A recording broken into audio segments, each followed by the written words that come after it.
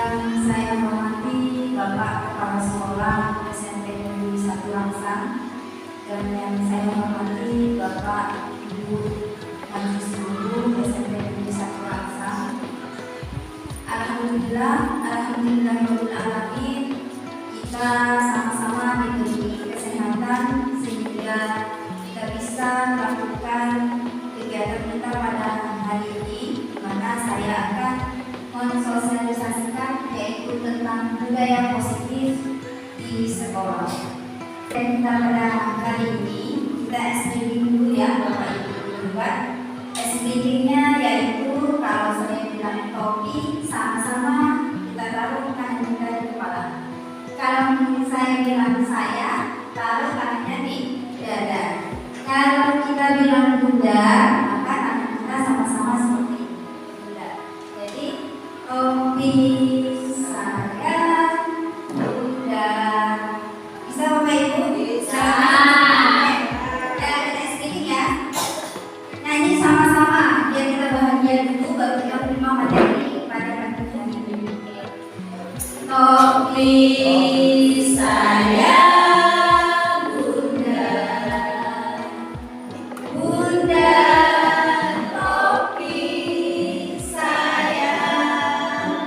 Kalau tidak bunda, bukan topi saya. Mari kita bilang sedikit sama. Baik, kita lanjut ke materi kita. Yang akan saya sampaikan itu adalah konsep utama modul budaya positif. Di situ ada beberapa materi. Yang pertama, perubahan paradigma belajar. Kemudian kita masuk ke perubahan paradigma belajar. Pembelajaran paradigma baru memastikan praktik pembelajaran yang berpusat pada murid, yang mana setiap murid belajar sesuai dengan kebutuhan dan tahap perkembangan untuk menunjukkan profil Pancasila. Jadi sekarang kita dituntut Bapak Ibu terlibat, di mana kita mengajar itu adalah sesuai dengan kebutuhan murid untuk menunjukkan profil Pancasila. Yang berikutnya yaitu adalah disiplin positif. Sebelum saya masuk kepada modul 1.4 tentang disiplin positif, saya memiliki pemikiran hal yang sama mungkin seperti Bapak Ibu, di mana dalam budaya kita makna kata disiplin itu dimaknai menjadi suatu yang dilakukan seseorang pada orang lain untuk mendapatkan kepatuhan. Kita cenderung menggunakan kata disiplin dengan ketidaknyamanan, di mana kita menuntut kita untuk patuh dengan peraturan yang sudah kita berikan. Itu paradigma kita. Sama, saya sebelum mempelajari modul itu juga memiliki pemikiran seperti itu. Tetapi setelah saya mempelajari modul 1.4 tentang sosial dan memiliki motivasi intrinsik, bukan ekstrinsik, di mana disiplin positif merupakan salah satu cara menerapkan disiplin yang bertujuan untuk menumbuhkan kesadaran serta memberdayakan anak untuk melakukan sesuatu tanpa sebutan, ancaman maupun hutang. Itu sebenarnya bukan berarti mereka patuh, tetapi dia melakukan disiplin itu timbul kesadaran dari dirinya sendiri, bukan karena dia mau mendapat penghargaan, bukan karena dia takut dan lain sebagainya. Ya, kita lanjut, yaitu kebutuhan manusia.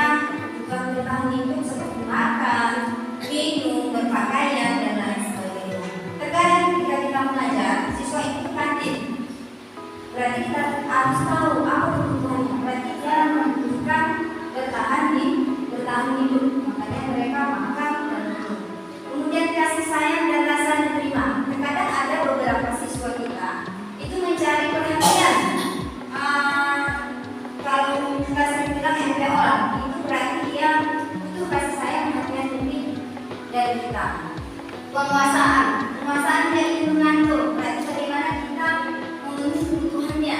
Kalau mereka menjadi penguasaan, berarti di dalam tim bagaimana dia menjadi pemimpin pembelajaran, menguasai, mengatur teman-temannya. Kemudian ada kebebasan. Siswa dia memiliki kebebasan ingin. Terkadang kita mengajar, kita menuntut apa yang kita inginkan agar mereka bisa, tetapi kita tidak memberi kebebasan mereka untuk berkreasi.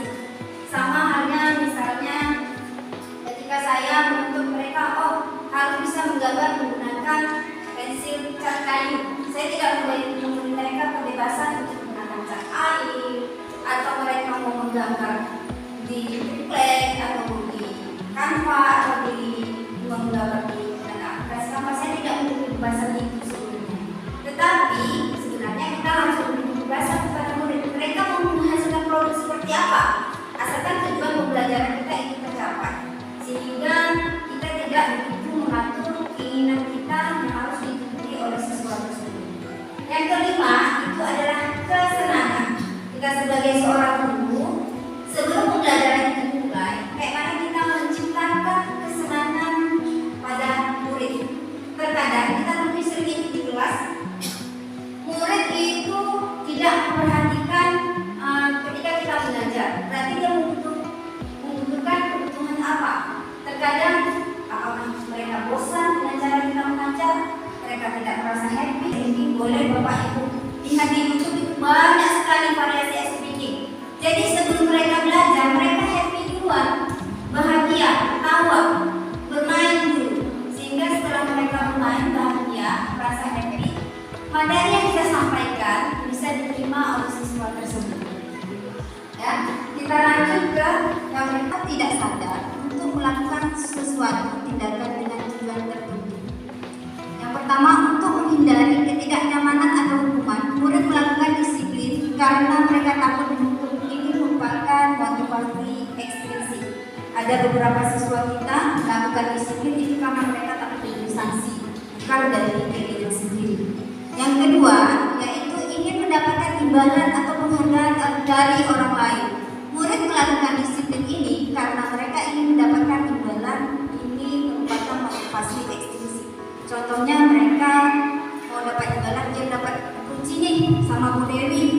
Misalnya, ya saya datang tepat waktu, nanti dikunci sama Bu Dewi, dapat ujian depan teman-teman. Ya, ini loh nak begini. Jadi mereka bukan dari dirinya sendiri, bukan untuk dirinya sendiri, tetapi karena mereka biar mendapat ujian. Itu merupakan motivasi ekstrinsik. Kemudian yang ketiga, menghargai nilai-nilai kebajikan diri sendiri. Murid melakukan disiplin diri karena sadar akan nilai kebajikan dirinya. Ini merupakan motivasi intrinsik. Inilah menjadi PR kita bersama Bapak Ibu. Bagaimana meningkatkan motivasi intrinsik ini pada diri murid-murid kita. Ya, mungkin ini butuh waktu dan kerja keras bersama. Kalau kita sendiri kita tidak akan bisa. Kalau kita bersama, insya Allah kita akan bisa meningkatkan motivasi intrinsik ini pada diri murid kita. Konsep disiplin dengan identitas gagal. Sebelum saya mempelajari modul ini, saya beranggapan bahwa memberi penghargaan itu adalah sesuatu yang bagus diterapkan ketika proses pembelajaran. Tetapi ternyata setelah saya mempelajari modul ini, bahwa tidak selamanya penghargaan itu bagus untuk kita terapkan. Kenapa? Pertama, hukuman seperti kita memberi sanksi itu akan menyakitkan perasaan siswa. Yang kedua, kita alihkan ke penghargaan. Kalau kamu betul jawab di sini, dikasih permen. Kalau kamu betul dikasih ini. Itu tidak efektif dilakukan. Kenapa? Kalau hukuman tidak nyaman, kalau penghargaan merusak hubungan. Otomatis anak yang mendapat penghargaan tidak itu saja. Anak yang tidak mendapat penghargaan, mereka akan merasa ini bukan teman yang mendapat penghargaan. Kemudian yang ketiga, itu kalau hukuman murid akan merasa takut. Kalau penghargaan memati. Kalau hukum memaksa, sementara penghargaan menghukum dengan sistem ranking. Hukum murid menyembunyikan kesalahan. Karena takut dihukum, murid akan tidak pernah berterus terang. Dia akan menyembunyikan kesalahan mereka.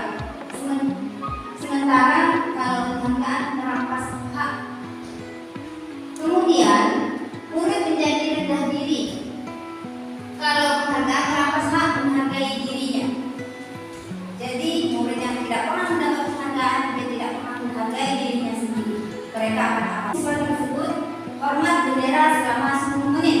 Guru memberikan konsekuensi untuk mengerjakan PR pada saat istirahat atau dikerjakan sebanyak 3 kali lipat. Kemudian guru tegas siswa memahami peraturan. Itu contoh yang kita terapkan kalau kita menerapkan konsekuensi. Kalau kita menerapkan restitusi, maka guru menanyakan keyakinan kelas pada dirinya dan membantu siswa menyelesaikan masalahnya. Guru terbuka dan siswa menghormati dirinya dan orang lain. Biar Bapak Ibu lebih paham, mari sama-sama kita gunakan penerapan segitiga restitusi.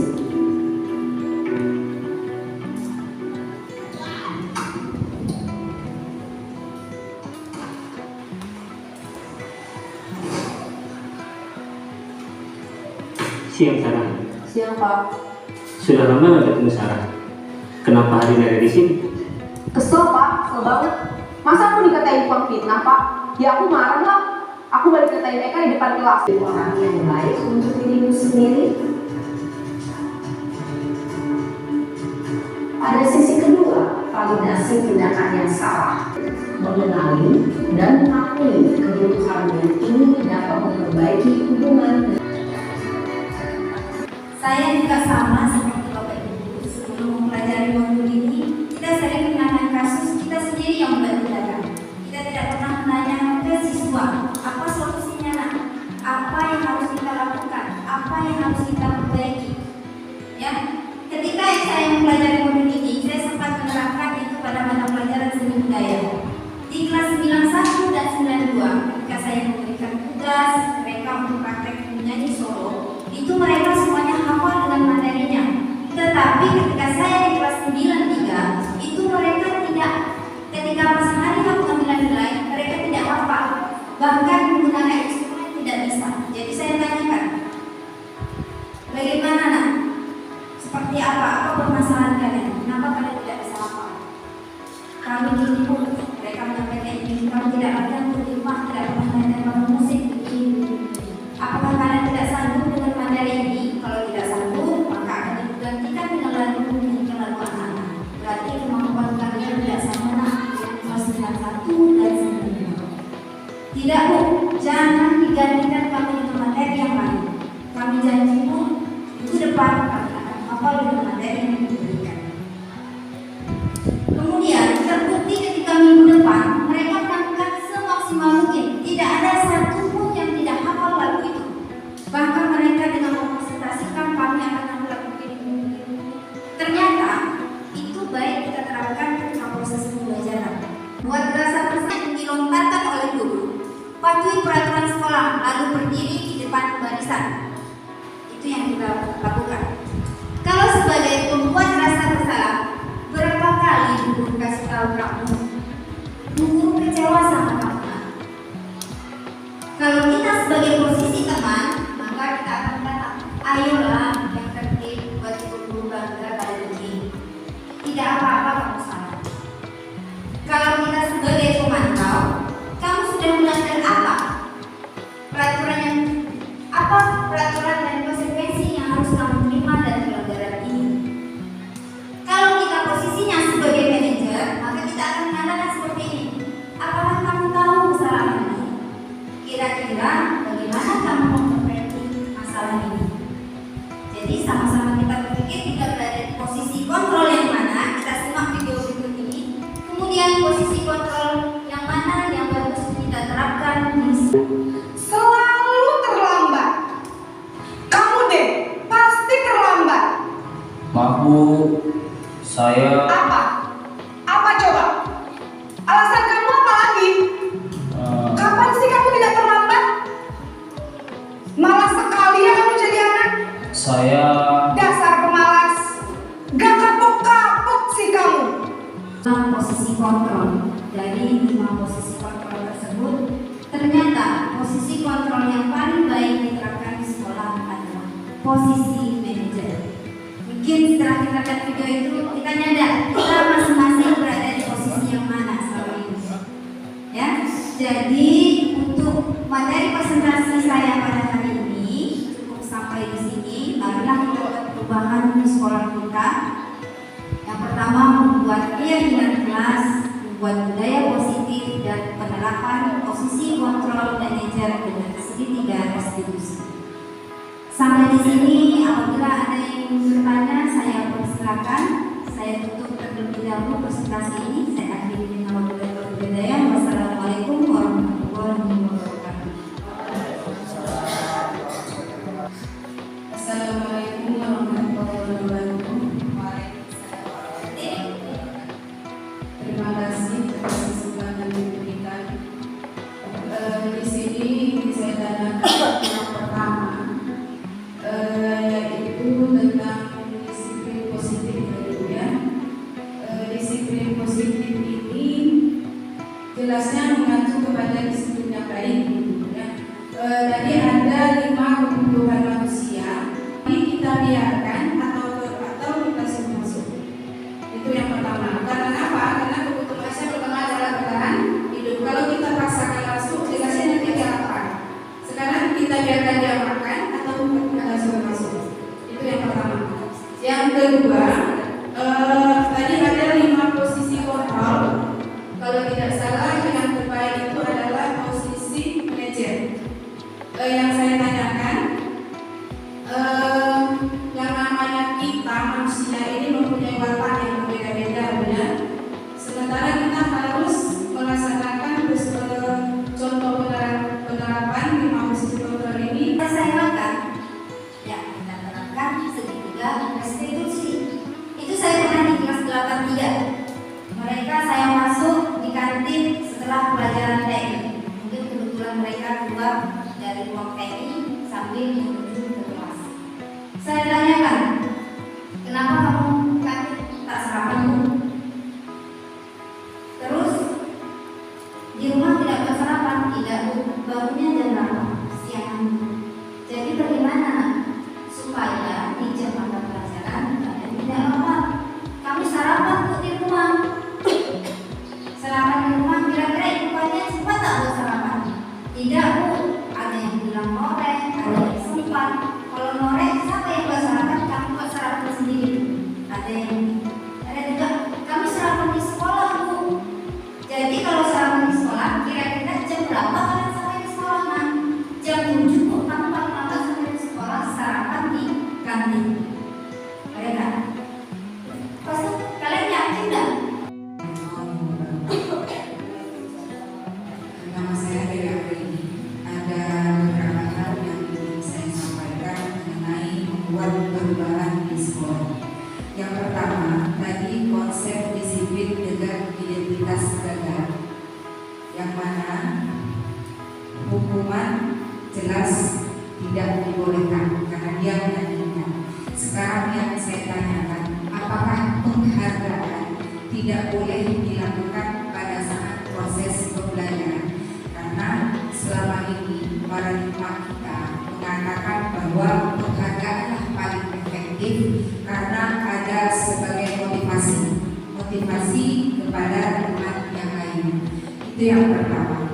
Yang kedua, ini tentang segitiga restitusi, ya, karena membuat perubahan di sekolah. Ini kasus yang sedang kita alami saat ini, yaitu Kita tidak boleh melakukan penghargaan. Sebenarnya penghargaan itu boleh, tapi jangan keseringan. Ya, seperti ketika itu yang bertanya itu adalah untuk TK, karena TK kan sering memberi bintang. Sering memberi bintang ketika memberi konten terhadap penghargaan itu dan itu terus.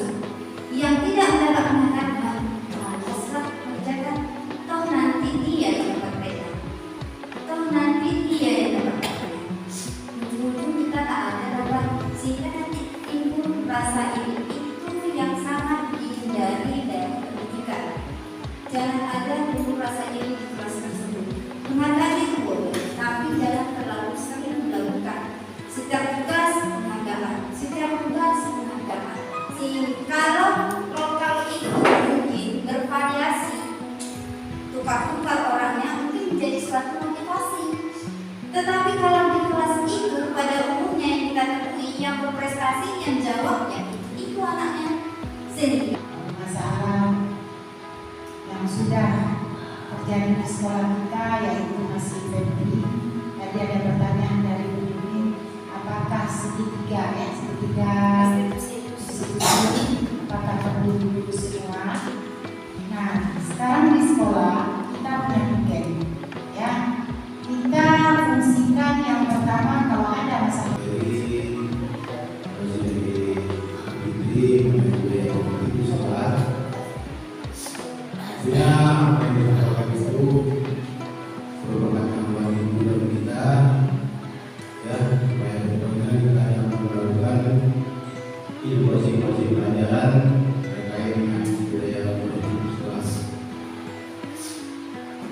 Yang apa yang telah disampaikan tadi tentunya kita semua sebagai pendidik telah melaksanakan mudah-mudahan, tapi karena apa yang kita lakukan itu tidak kita peroleh secara gelagat mungkin, jadi tidak kita lakukan secara sistematis, ya, tidak kita lakukan secara sistematis.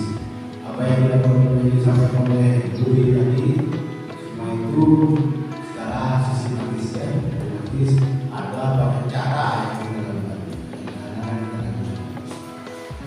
dan semua itu ada yang telah kita lakukan. Jadi kami kemarin ya kita telah melakukan, kita bersyukur berapa banyak cara lagi yang harus kita lakukan. Terkait dengan pertanyaan Bapak Ibu tadi, ya,